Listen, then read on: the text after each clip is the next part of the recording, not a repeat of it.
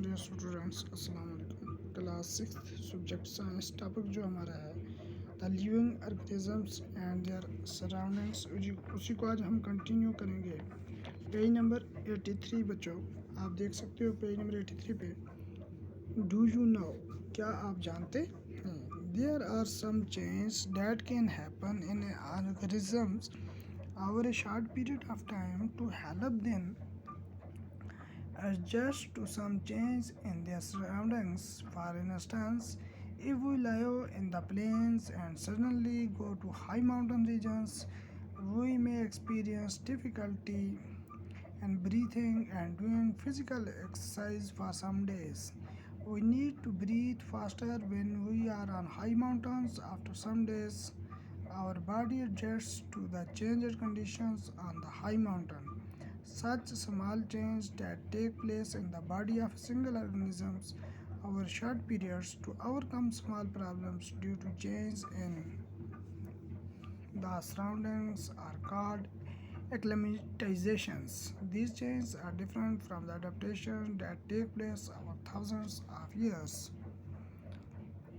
The plants and animals that live on land are said to live in terrestrial habitats. Some examples of terrestrial habitats are forests, grasslands, deserts, coastal and mountain regions.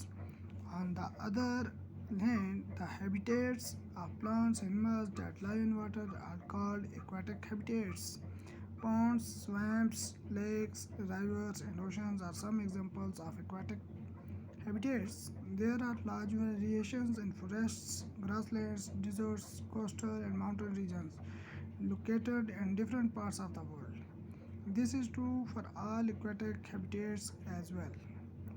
Living things such as plants and animals in a habitat are its biotic components, whereas non-living things such as rocks, soil, air, and water in the habitat constitute its abiotic components.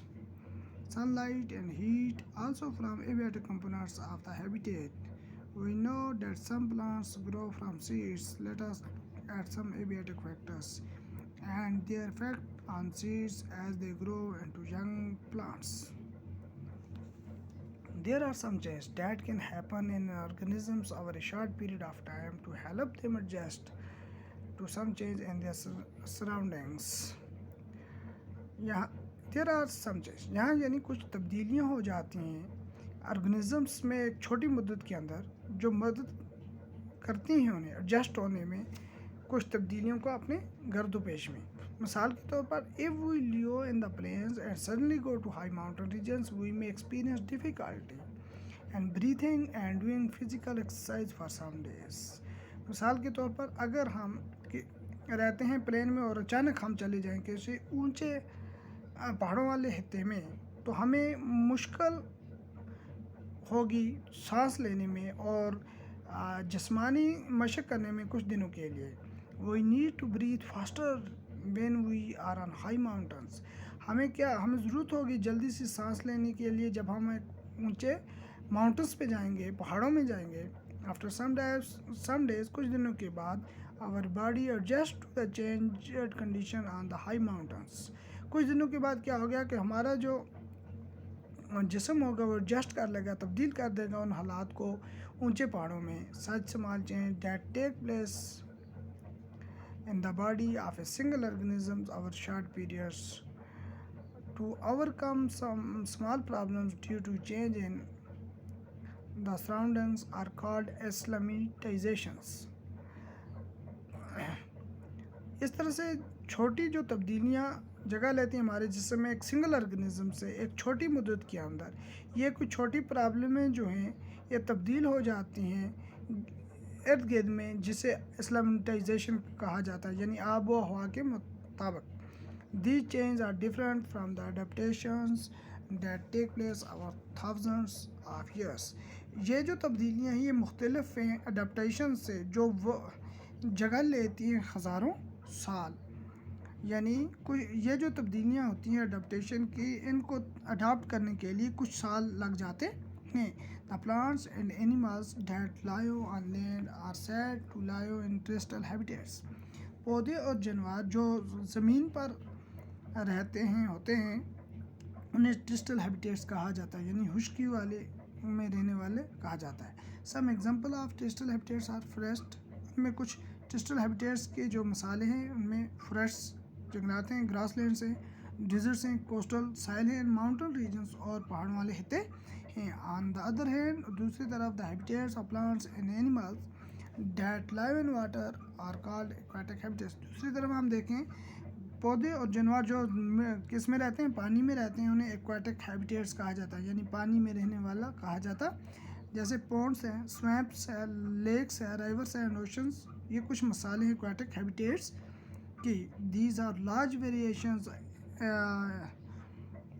Variations in forest, grasslands, deserts, coastal mountain regions located in different parts of the world.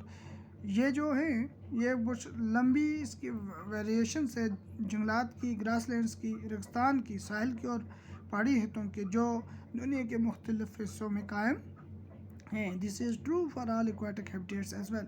ये सही है तमाम aquatic habitats के लिए। The living things such as plants and animals in habitat are its biotic components. जिंदा चीज़ें जो पौधे और जानवर जोन में क्या रहने की जगह होती है बायोटिक कंपोनेंट्स कहते हैं। Various non living things such as rock, soil, air and water in the habitat constitute its abiotic components. बहुत सारे नॉन लिविंग थिंग्स जिसमें रॉक्स है, सॉयल है, एयर, वाटर है, ये जो हैं ये एबायोटिक कंपोनेंट्स हैं। Sunlight and heat also form abiotic components of the habitat. सूरज की गर्मी और गर्मी जो है ये भी एक एबायोटिक कंपोनेंट्स के हैबिटेट की सूरत है। We know that some plants grow from seeds. हम जानते हैं कुछ पौधे जो हैं वो बीजों से उगते हैं।